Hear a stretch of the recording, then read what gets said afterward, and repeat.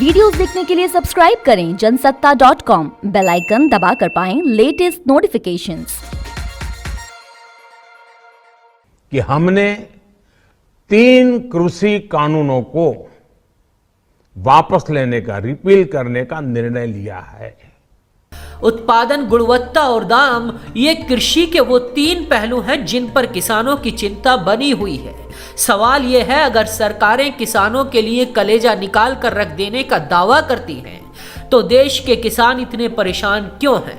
क्यों साल दर साल किसानों के हालात बद से बदतर हो रहे हैं? क्यों न्यूनतम समर्थन मूल्य न मिलने की वजह से किसान अपनी जिंदगी को अपनी ही आंखों के सामने पल पल मरता देख रहे हैं? इस वक्त देश का किसान 3 तरह के संकट का सामना कर रहा है। पहला, खेती घाटे का धंधा बन गई है। हालांकि दुनिया का कोई भी धंधा घाटे में नहीं चलता, पर खेती हर साल घाटे में चल रही है। दूसरा, इकोलॉजिकल संकट।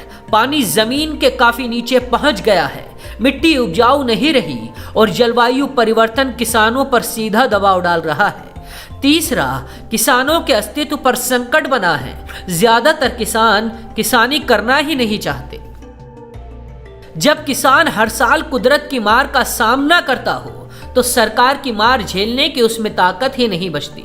इसीलिए इस बार किसान अपनी आवाज इतनी ताकत से बुलंद कर रहा है। समझना यह भी जरूरी है कि आखिर एमएसपी की ऐसी क्या मजबूरी है जिसे किसान कानून का परमानेंट हिस्सा चाहते हैं, और सरकार के लिए जो बहुत मुश्किल लग रहा है।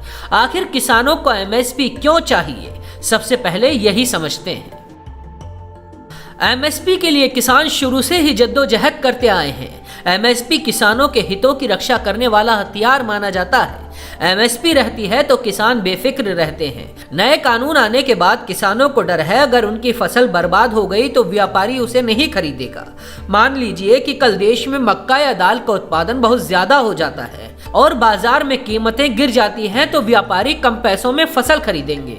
उससे किसानों को सीधे तौर पर नुकसान होगा। लेकिन एमएसपी अगर तय रहता है तो किसानों को यह नुकसान नहीं होगा।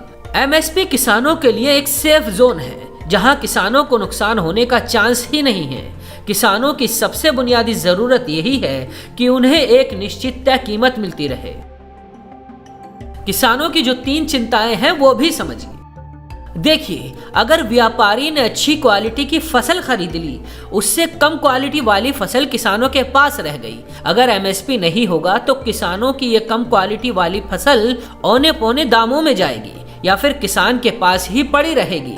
इसीलिए किसान एमएसपी पर इतना जोर दे रहे हैं। उत्पादन में भी यही चिंता है।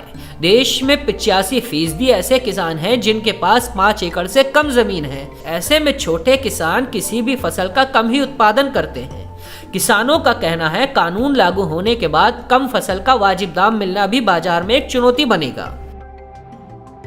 इन्हीं चिंताओं की वजह से किसान संगठन तीनों कृषि कानूनों को रद्द करने की मांग कर रहे हैं। किसानों का कहना है कि ये तीनों बिल कृषि का निजीकरण करेंगे।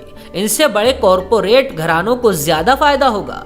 किसान लिखित में आश्वासन चाहते हैं कि एमएसपी खत्म नहीं होगी।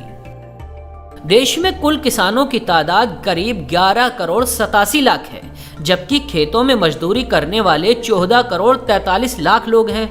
इनमें से 7% बड़े किसान हैं, 19% मध्यम वर्गीय किसान और 60% छोटे किसान हैं। साथ ही 14% ऐसे किसान हैं जिनके पास खेती के लिए जमीन नहीं है।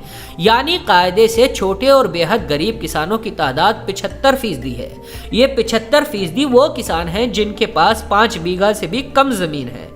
साल में ये 2 फसल काटते हैं। नाबार्ड 2016-17 के एक सर्वे के मुताबिक भारत में एक किसान की मासिक आमदनी सिर्फ 8,931 रुपए है, जबकि देश में करीब 18 लाख स्क्वायर किलोमीटर की जमीन पर खेती होती है। ऐसे में किसान अपनी हालत का हवाला देकर कृषि कानूनों को अपने लिए डेथ वारंट बता रहे हैं और सरकार से इन्हें वापस लेने की मांग कर रहे हैं।